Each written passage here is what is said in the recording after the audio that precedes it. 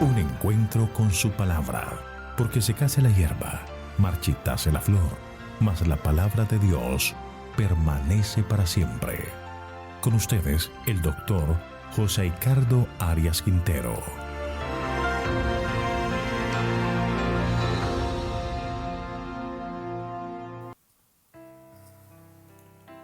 Hoy vamos a estudiar Mateo capítulo 6 sobre la limosna. Para ello vamos a orar.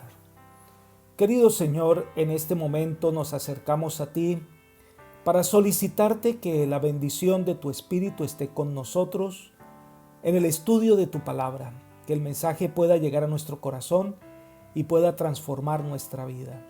Gracias por tu bendición, lo pedimos todo en Jesús. Amén. El Sermón de la Montaña es conocido como el discurso inaugural del reino de Cristo. Las enseñanzas de Jesús exponen la verdadera obediencia a Dios, una que debe brotar del corazón.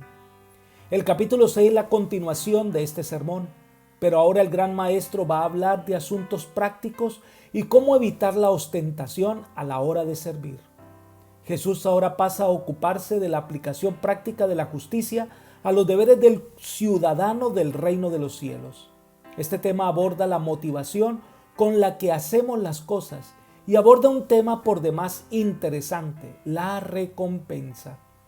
¿Qué lugar tiene la motivación de la recompensa en la vida cristiana? 3 veces en esta sección Jesús dice que Dios recompensa a los que le han prestado la clase de servicio que Él desea. Algunos consideran que los cristianos no debemos mirar la recompensa, que el cristiano es ajeno a esta realidad. Pero si es así, ¿por qué Jesús lo menciona reiteradamente? El dar limosna, el hacer oración y el ayunar como es debido, Jesús nos asegura que no quedarán sin su recompensa correspondiente. Debemos recordar que la Escritura es clara en recordarnos que cada acción produce un resultado, y en la vida espiritual es lo mismo. La Biblia habla del castigo para los impíos, pero presenta la recompensa de los justos. Esto es lo que le da sentido a muchas de nuestras decisiones. El problema que aborda Jesús es la motivación. El que vive solo para buscar la recompensa, que hace algo con la motivación de llevar cuentas para ganar algo, que su motivación es llevar la suma de las cosas buenas que hace, no recibe la recompensa. Pero en el reino de Dios, cuando la motivación es el amor, cuando buscamos a Dios de corazón porque le amamos y servimos a otros como resultado de ese amor a Dios, entonces recibiremos la recompensa. Esto es lo que nos enseña Jesús en Mateo capítulo 25 con aquellos que sirvieron por amor y reciben la recompensa. Entonces Jesús expresa el punto central de lo que va a tratar con su pueblo. Versículo 1. Guardaos de hacer vuestra justicia delante de los hombres para ser vistos por ellos. De otra manera, no tendréis recompensa de vuestro Padre que está en los cielos. Jesús pasa ahora a ocuparse de la aplicación práctica de la justicia a los deberes del ciudadano del reino de los cielos. Los cristianos deben evitar hacer alarde de sus actos de culto y de caridad. Mediante 3 ejemplos, los actos de caridad, las oraciones y los ayunos, son prácticas comunes entre los judíos y ahora la contrasta con la forma en que los hijos de Dios deben hacer estas cosas. Elena de White comenta: Jesús había demostrado en qué consiste la justicia y había señalado a Dios como su fuente. Ahora encaró los deberes prácticos. Al dar limosna, al orar, al ayunar, dijo él, no debía hacerse nada para atraer la atención o provocar alabanzas. Dad con sinceridad para beneficiar a los pobres que sufren. Al orar, póngase el alma en comunión con Dios. Al ayunar, no andéis con la cabeza inclinada y el corazón lleno de pensamientos relativos al yo. El corazón del fariseo es un suelo árido e infructuoso en el cual ninguna simiente de vida divina puede crecer.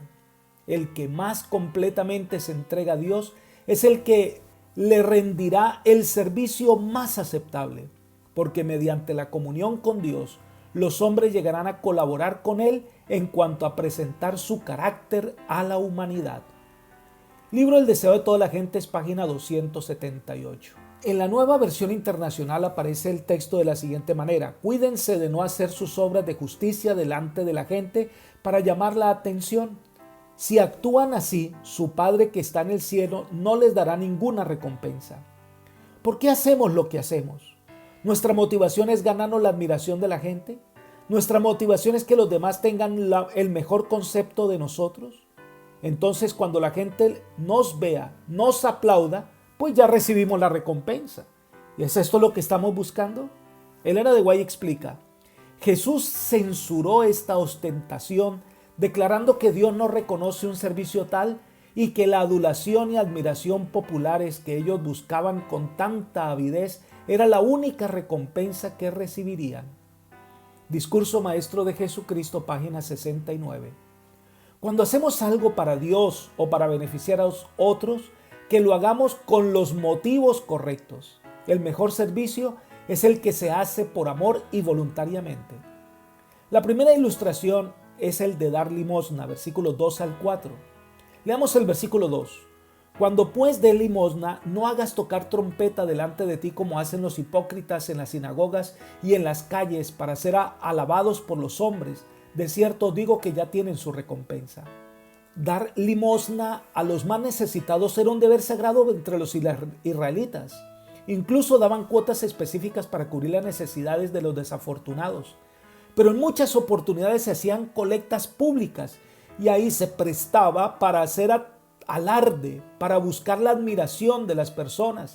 E incluso se acostumbraba en algunas sinagogas que estas personas que mostraban mucha generosidad pues eran puestas en un lugar especial. En algunos lugares de Oriente donde el agua es escasa, esta era comprada para poder beber.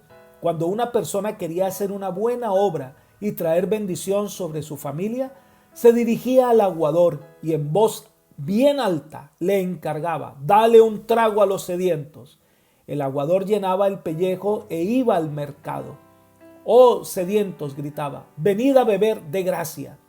Y el generoso estaba a su lado y decía: bendíceme, porque soy yo el que te ofrezco este trago.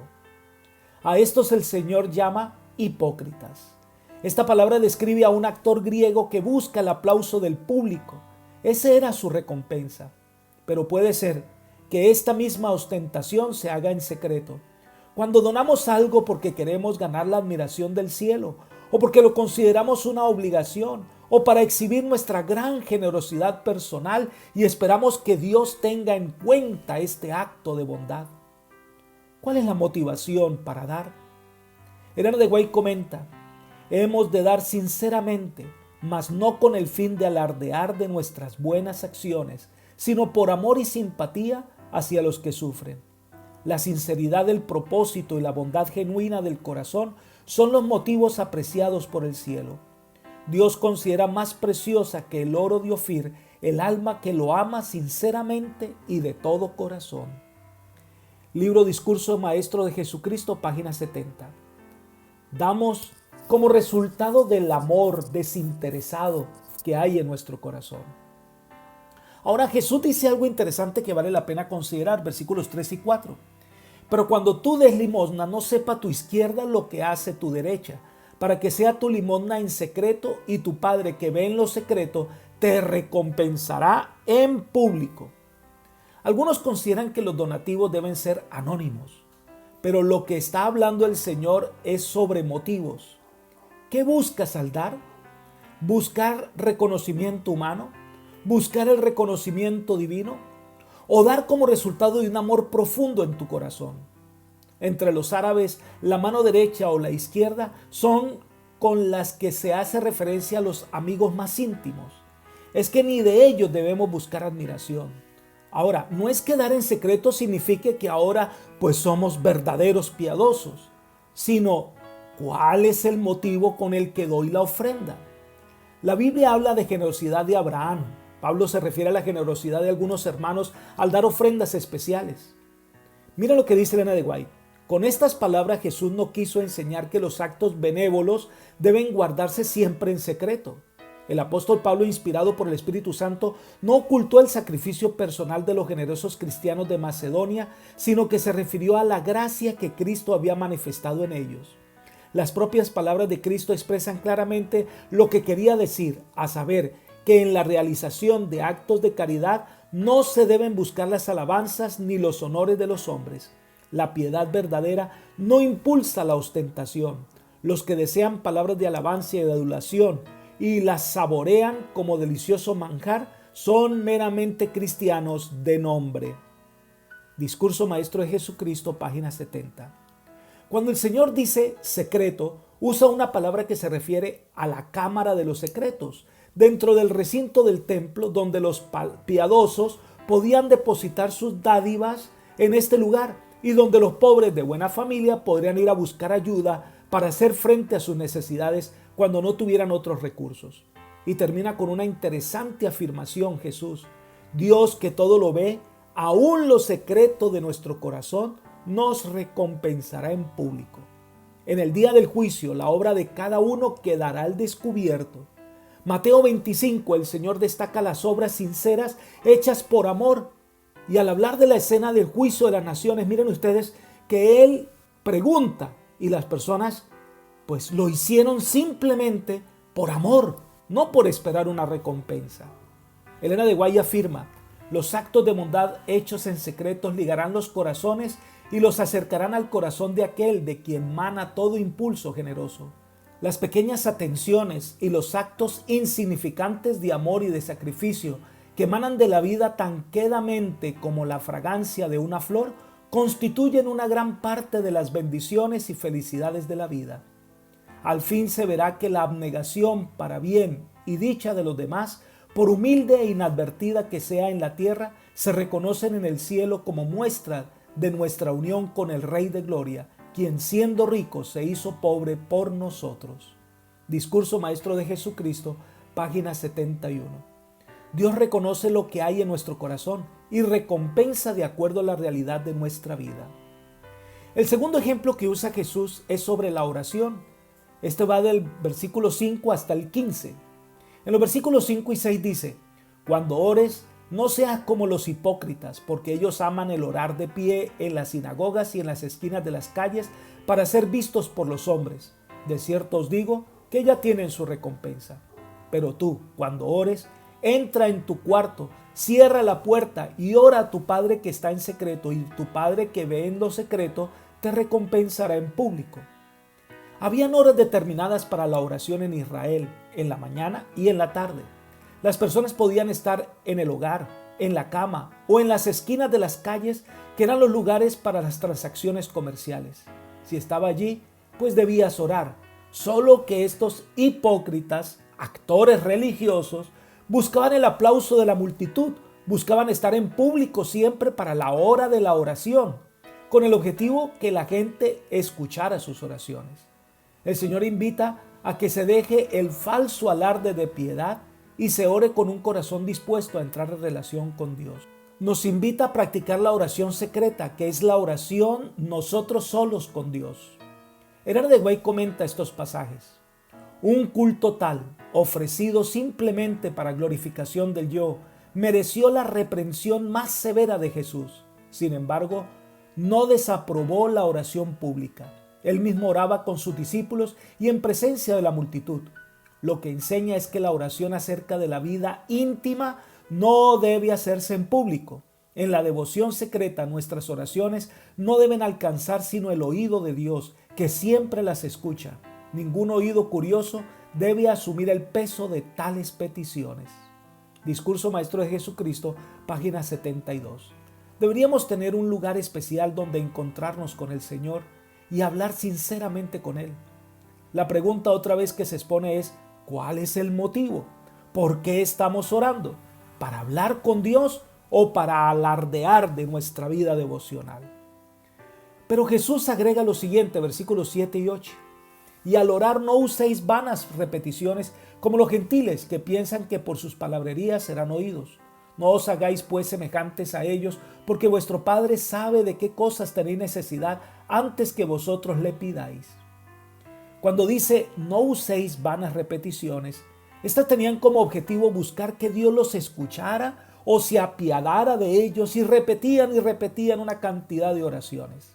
Elena de Guay comenta: Los paganos pensaban que sus oraciones tenían en sí méritos para expiar el pecado. Por lo tanto, cuanto más larga fuera la oración, mayor mérito tenía. Esta idea de la oración resulta de la creencia en la expiación por el propio mérito en que se basa toda religión falsa. Los fariseos habían adoptado este concepto pagano de la oración que existe todavía hasta entre los que profesan ser cristianos. La repetición de expresiones prescritas y formales mientras el corazón no siente la necesidad de Dios es comparable con las vanas repeticiones de los gentiles. Discurso Maestro de Jesucristo, página 74. No es el largo de la oración o las frases bien elaboradas con buenos adjetivos y verbos lo que hace aceptable una oración ante Dios. Es la oración que brote del corazón, que ama a Dios, lo que la hace aceptable. Las oraciones más elocuentes son palabrería vana si no expresan los sentimientos sinceros del corazón. La oración que brota del corazón ferviente, que expresa con sencillez las necesidades del alma, así como pediríamos un favor a un amigo terrenal esperando que lo hará, esa es la oración de fe. Discurso Maestro de Jesucristo, página 75. La oración no es para informarle a Dios, porque Dios todo lo sabe. Tampoco es un medio para convencerlo de que haga lo que de otro modo no querría hacer. No, la oración nos une con el Omnipotente y condiciona nuestra voluntad para que cooperemos eficazmente con la voluntad divina. Entonces pasa Jesús a enseñarles una oración modelo que muestra lo que Dios espera que hagamos en oración, versículos 9 al 13. Esta oración se conoce como el Padre Nuestro. No tiene por objetivo que se repita de forma frecuente, sino que sirva como un modelo de las oraciones que cada uno eleva al Señor. Toda oración se eleva al Padre. Toda oración debe reconocer la santidad del Señor. Toda oración es escuchada por Dios. Cada vez que oramos se debe expresar nuestro deseo que el reino de gloria se establezca pronto en esta tierra. Y se reconoce que en este mundo todavía no se hace la voluntad de Dios. Y oramos para que el pecado llegue a su fin. En la segunda parte de la oración se pide al Señor que cubra nuestras necesidades temporales y espirituales. Toda oración debe tener confesión y debe tener una petición de ayudarnos a ser vencedores ante la tentación. Y toda oración debe tener alabanza y reconocimiento de quién es Dios. El Señor agrega una sentencia especial en los versículos 14 y 15 de Mateo capítulo 6. Por tanto, si perdonáis a los hombres sus ofensas, os perdonará también a vosotros vuestro Padre Celestial. Pero si no perdonáis sus ofensas a los hombres, tampoco vuestro Padre os perdonará vuestras ofensas. Dios está dispuesto a perdonarnos por nuestros pecados y equivocaciones. Pero el que es perdonado debe mostrar un espíritu perdonador. El que no está dispuesto a perdonar a otros no merece recibir perdón. Esperar de otros lo que uno mismo no está dispuesto a hacer es la esencia del egoísmo y del pecado. Si Dios perdonara al que no perdona, estaría cubriendo su falta y le estaría dando lo que éste en realidad no quiere. Dios no podría perdonar a tal persona y ser al mismo tiempo leal a su carácter justo. Solo cuando estemos en armonía con nuestros prójimos, podemos estar en armonía con Dios. El tercer ejemplo que usa el Señor es el ayuno, versículos 16 al 18. Dice: cuando ayunéis, no pongáis cara triste, como los hipócritas, que desfiguran sus rostros para mostrar a los hombres que ayunan. De cierto os digo que ya tienen su recompensa. Pero tú, cuando ayunes, unge tu cabeza y lava tu rostro para no mostrar a los hombres que ayunas, sino a tu Padre que está en secreto, y tu Padre que ve en lo secreto te recompensará en público. Los judíos practican el ayuno de manera habitual y para diferentes circunstancias. Generalmente lo hacía desde la salida del sol hasta la puesta del sol. El día oficial de ayuno que había en la época de Jesús era el día de las expiaciones. Ese día no se debía comer, ni beber, ni bañarse. Solo debían estar pendientes de lo que sucedía en el templo. Pero también se habían instituido otros ayunos. Lunes y jueves eran los días de ayunar.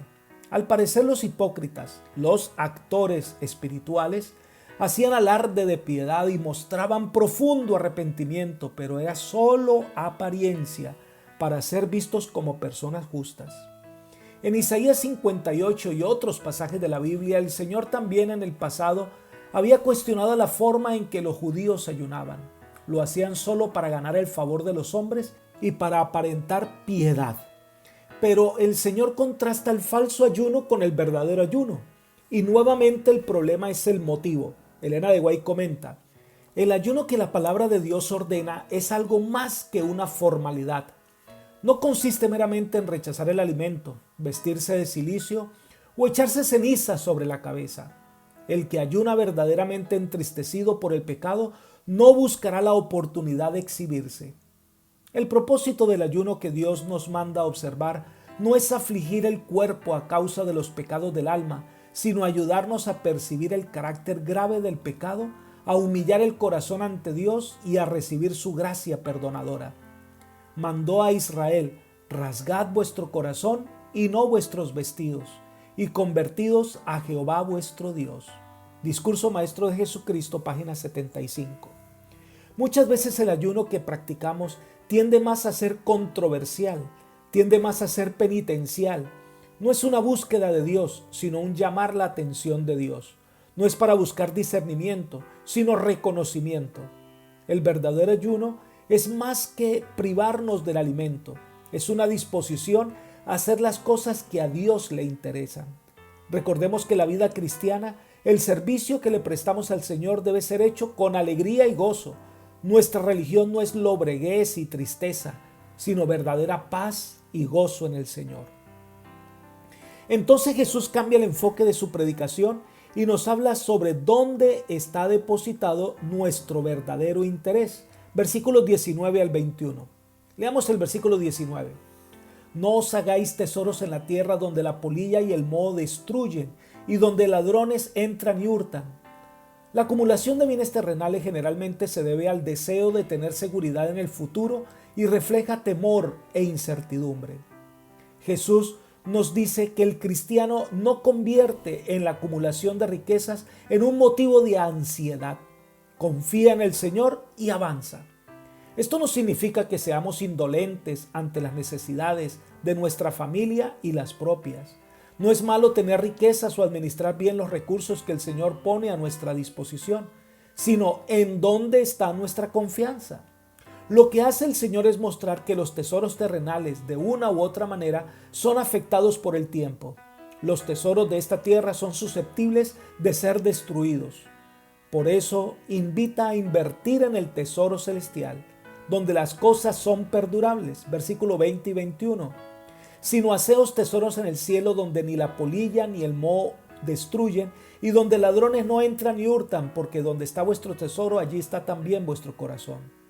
No está diciendo que no se debe trabajar y velar porque nuestra familia tenga lo necesario, sino ¿dónde está nuestro tesoro? ¿Qué es lo más importante para nosotros? Para un niño, un juguete muy sencillo puede ser para él de gran valor. Para nosotros, ¿qué es lo más valioso? ¿Qué es lo que consideramos más importante? Y Jesús concluye: porque donde esté vuestro tesoro, allí estará también vuestro corazón. Si nuestro tesoro más valioso es el cielo, allí estará nuestro interés, nuestro empeño y nuestra vista. Si es en esta tierra, pues ella desaparece y se pierde la esperanza. Pero si nuestro tesoro es el cielo, allí está lo seguro y permanente. Entonces, ¿cuál es nuestra percepción espiritual? ¿Cuál es nuestra visión? Versículos 22 y 23. La lámpara del cuerpo es el ojo. Así que si tu ojo es bueno, todo el cuerpo estará lleno de luz. Pero si tu ojo es maligno, todo tu cuerpo estará en tinieblas. Así que si la luz que hay en ti es tinieblas, ¿cuántas no serán las mismas tinieblas? Si nuestra visión está nublada por el orgullo, el pecado, el amor al dinero, nuestra visión está desviada y lo que estamos yendo por el camino equivocado. Mira lo que dice Elena de White: por abrigar el mal con persistencia, por despreciar con obstinación las súplicas del amor divino, el pecador pierde el amor a lo bueno, el deseo de Dios y aún la capacidad misma de recibir la luz del cielo. La invitación de la misericordia sigue rebosando amor. La luz brilla con tanto resplandor como cuando iluminó por primera vez el alma, pero la voz cae en oídos sordos, la luz en ojos cegados. Discurso Maestro de Jesucristo, página 79. Necesitamos entonces el colirio celestial para que nos permita ver con claridad y percibir las cosas verdaderas y ser sinceros con nuestro propósito de servir al Señor. Cada uno debe tomar la decisión sobre quién rige nuestra vida. Versículo 24. Ninguno puede servir a dos señores, porque odiará al uno y amará al otro, o estimará al uno y menospreciará al otro. No podéis servir a Dios y a las riquezas. Nadie puede servir a dos señores. O servimos a Dios de corazón o servimos a las riquezas de este mundo. La religión cristiana no puede aceptar ser una influencia entre muchas. Si está presente en la vida, necesariamente su influencia debe ser suprema y debe controlar todas las otras influencias, haciendo armonizar la vida con sus principios. Estos dos poderes, Dios y las riquezas del mundo, son antagónicos, son diferentes, muestran dos caminos diferentes. Nadie puede pretender ser mitad cristiano y mitad siervo del mal. Por otra parte, nos dice que no hay posición neutral, se ama a uno o se aborrece al otro. Elena de White dice, el servicio a medias coloca al agente humano del lado del enemigo como aliado eficaz de los ejércitos de las tinieblas. Cuando los que profesan ser soldados de Cristo se unen a la confederación de Satanás y colaboran con él, se revelan como enemigos de Cristo. Traicionan cometidos sagrados, constituyen un eslabón entre Satanás y los soldados fieles, y por medio de dichos agentes el enemigo trabaja constantemente para seducir los corazones de los soldados de Cristo. Discurso Maestro de Jesucristo, página 80. El Señor nos pide que no amemos al mundo ni las cosas que están en el mundo, porque todo pasará, pero el que ama a Dios permanecerá para siempre. Ahora nos llega a que pensemos cuál es la meta de nuestra vida, hacia dónde estamos apuntando. Versículos 25 al 34. Leamos el versículo 25. Por tanto os digo, no os angustiéis por vuestra vida, qué habéis de comer o qué habéis de beber, ni por vuestro cuerpo qué habéis de vestir. ¿No es la vida más que el alimento y el cuerpo más que el vestido? Nunca el Señor nos está llamando a la negligencia o al descuido. No está hablando de que los hijos de Dios deben vivir en la miseria. Por el contrario, Jesús no recomienda aquí el ascetismo ni tampoco alaba la pobreza. No afirma que ser pobre o descuidado sea más aceptable ante Dios que un hombre diligente y rico. Jesús mismo aconsejó prudencia en la administración de la vida y los negocios. Lo que aquí condena es el hábito de preocuparse por las cosas materiales de la vida, especialmente por las cosas que son superfluas. Cristo condena el deseo que lleva al derroche en cualquier sentido. El cristiano discierne claramente el valor relativo de las cosas y su preocupación está en proporción con ese valor. Comprende que las riquezas no es un fin en sí mismas, sino un medio para alcanzar fines más importantes, y su objetivo supremo en la vida no será el de amontonar riquezas. No puede ser que la meta de nuestra vida sea solo trabajar duro y conseguir unas cuantas cosas que nos hacen la vida más tranquila. Si nuestro afán es solo terrenal, estamos perdiendo el verdadero enfoque. Lo que alcanzamos en esta vida es un medio para fortalecer nuestra fe. Por lo tanto, nuestro mayor afán no debe ser acumular bienes en este mundo, sino acumular bienes eternos. En los versículos 26 al 30, entonces se coloca varios ejemplos de la naturaleza. El ejemplo de las aves, Dios las alimenta, pero ellas trabajan duro para alimentarse. Dios sabe qué cosas necesitamos, qué cosas requieren esfuerzo y dedicación. Pero por más que nos afanemos, recordemos que las flores son tan bellas que ningún bien de este mundo puede igualar su belleza. Mira lo que dice Elena de White. La ley de Dios es una ley de amor.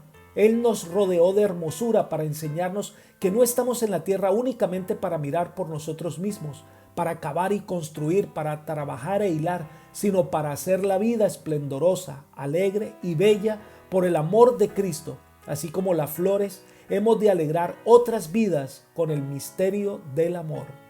Discurso Maestro de Jesucristo, página 83. Entonces nos invita a buscar el reino de Dios y su justicia como el primer deber, el más grande esfuerzo de nuestra vida, la meta a la que todos nosotros debemos apuntar, porque cuando llegue el fin, las cosas de aquí pasarán. Cristo no nos exime de la necesidad de esforzarnos, pero nos enseña que en todo lo que hemos de dar a Él el primer lugar, el último y el mejor. No debemos ocuparnos en ningún negocio ni buscar placer alguno que pueda impedir el desarrollo de su justicia en nuestro carácter y en nuestra vida. Cuando hagamos, debe hacerse sinceramente como para el Señor. Discurso Maestro de Jesucristo, página 84. Leamos el versículo 33. Buscad primeramente el reino de Dios y su justicia, y todas estas cosas os serán añadidas. No es correcto que un hijo de Dios deje las cosas de valor eterno a fin de buscar solo satisfacer nuestra egoísta corazón. No debemos perder el enfoque y la meta de nuestra vida, porque la vida vale más que el alimento, el dinero, el vestido. Y la verdadera vida está en Cristo.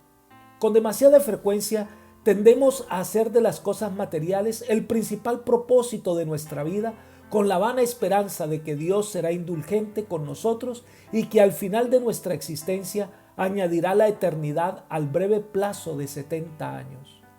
Cristo quiere que demos a las cosas más importantes el primer lugar y nos asegura que las cosas de menor importancia y menor valor serán dadas a cada uno de acuerdo con su necesidad. El mejor remedio para la preocupación es la confianza en Dios. Si hacemos fielmente la parte que nos toca, si damos al reino del cielo el primer lugar en nuestros pensamientos y en nuestras vidas, Dios nos cuidará mientras dure nuestra existencia. Y terminamos el capítulo 6 de Mateo con un llamado de parte de Dios a dejar de angustiarnos por las cosas de esta vida. Versículo 34. Así que no os angustiéis por el día de mañana, porque el día de mañana traerá su propia preocupación. Basta a cada día su propio mal. Los cristianos pueden vivir libres de ansiedad aún en medio de las circunstancias más difíciles, plenamente confiados en aquel que bien lo ha hecho todo. Hará que todas las cosas les ayuden a bien. No es apropiado vivir una vida sin paz pensando en lo que pueda pasar mañana. Con esto Jesús quería decir que no había por qué afanarse o afligirse por las cosas que van a suceder en un día que algún momento llegará. Traería también, junto con los problemas, las soluciones. Cada día trae consigo su propia medida de trabajo y cuidado.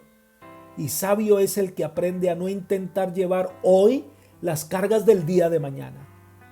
Apreciado amigo y hermano, recordemos que el día más importante de nuestra vida es hoy. El día que tenemos para disfrutar los dones que Dios nos da es hoy. El día en que debemos acercarnos al Señor es hoy. El día más valioso para nuestra vida es hoy, porque el mañana es incierto y para muchas personas quizás no llegará. Es triste dejar de vivir el hoy pensando en el mañana que no ha llegado. Hoy es el día de buscar al Señor de corazón. Y si mañana llega, Dios sabrá lo que nos traerá el mañana y Él nos dará la fuerza para enfrentar el mañana. Que el Señor te bendiga y te guarde y te guíe por sendas de paz. Es mi oración por ti. Amén.